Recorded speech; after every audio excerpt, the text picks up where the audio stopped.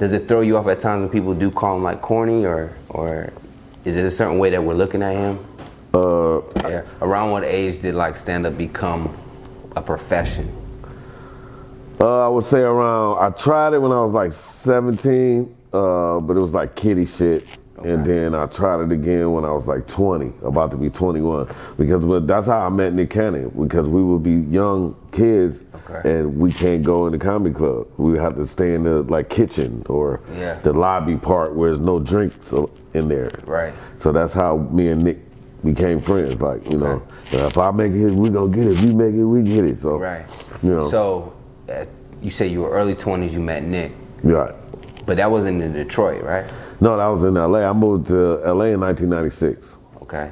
So this was like right after Tupac got killed. Like dead after he got killed. Okay.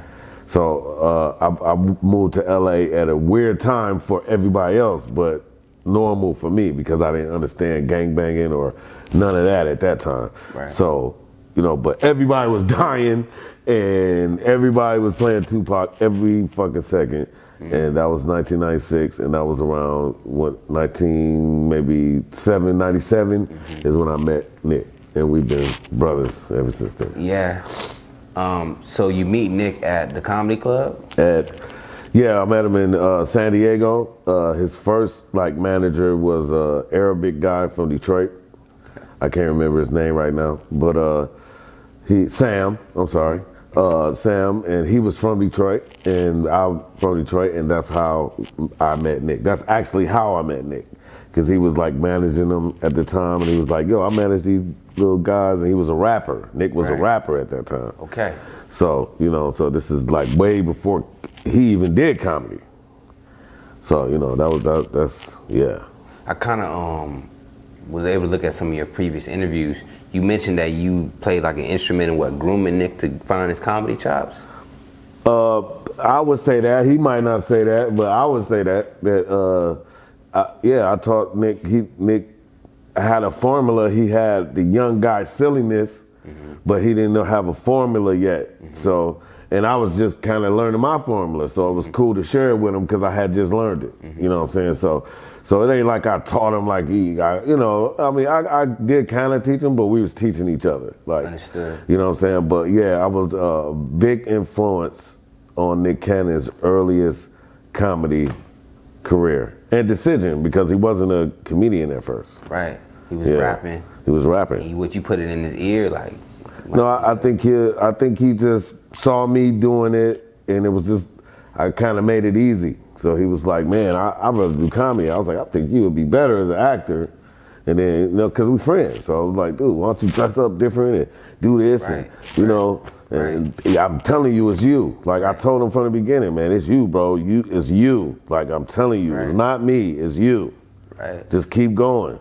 And when I think of Detroit has got like an edge to it. It's a city that has a lot of edge. Yeah. And I think about someone coming from there, and then you run past someone like Nick Cannon. Right. Nick is known to not have an edge, per se. Right. He's known to kind of be a Will Smith type, nice, likable guy. He was bred that way, though. Does it throw you off at times when people do call him like corny, or is it a certain way that we're looking at him? I think everybody reads Nick Cannon wrong. First of all, and nobody I knew ever grew up with a rich friend or rich homie. I didn't have none of my friends was rich growing up. So we all come from, you know, poverty and stuff like that. And he did too, but he got money early. So it seemed, in a way, it seems like he's been rich his whole life. So the point I'm getting at is how can you understand a motherfucker you never had to deal with? Like, this nigga's rich as fuck. Like, he don't have normal problems. Like, you know, one time I was late on my rent and I said, bro, I need money, man. I ain't pay my rent. And his response was, why you ain't pay your rent? And I was like, huh? Okay. Like, you really don't get it, huh? Okay, damn, nigga, you that rich? Okay. Yeah.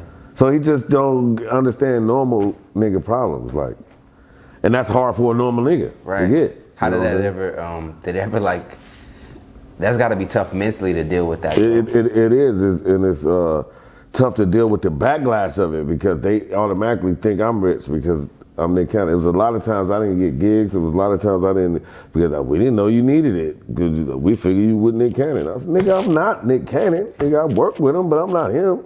Okay. It's my brother, but so perception. I don't have what he have. So that was the opposite of perception. Of course. The negative of perception. Of course. You standing next to the money, so Right. you must got it. Right. You getting out in that Range Rover or whatever limousine y'all coming out. Right. You good. Like, you gotta have some of that, nigga. Like, Yeah. but no, you know, you work for what you get, man. There ain't none of this shit old. And even when you rich, you don't want to give your friends money.